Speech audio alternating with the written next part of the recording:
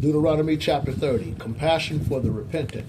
And all these things, the blessing and the curse which I have set before you come upon you, and you take them to heart in any of the nations where the Lord your God has dispersed you, and return to the Lord your God, obeying his voice according to all that I am commanding you today. You and your children with your whole heart and your whole being, the Lord your God will restore your fortunes and will have compassion on you. He will again gather you from all the peoples where the Lord your God has scattered you, though you may have been dispersed into the farthest corners of the heavens. Even from there will the Lord your God gather you. Even from there will he bring you back.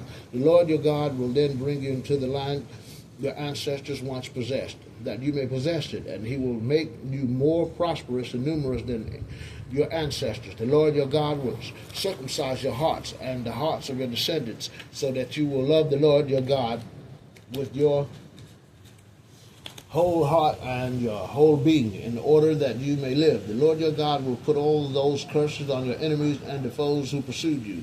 You, however, shall again obey the voice of the Lord and observe all his commandments which I am giving you today. Then the Lord your God will generously increase your undertaking, the fruit of your womb, the offspring of your livestock, and the produce of your soil.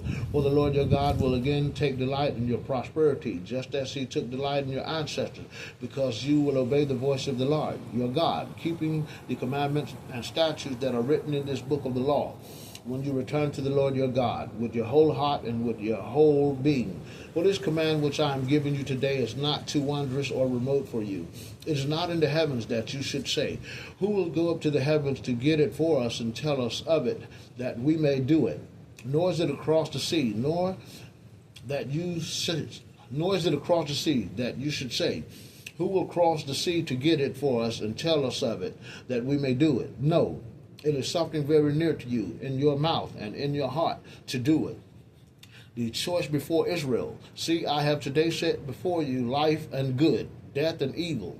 If you obey the commandments of the Lord your God, which I am giving you today, loving the Lord your God and walking in his ways and keeping his commandments, statutes, and ordinances, you will live and grow numerous, and the Lord your God will bless you in the land you are entering to possess. If, however, your heart turns away and you do not obey, but are led astray and bow down to other gods and serve them, I tell you today that you will certainly perish. You will not have a long life on the land which you are crossing the Jordan to enter and possess. I call heaven and earth today to witness against you.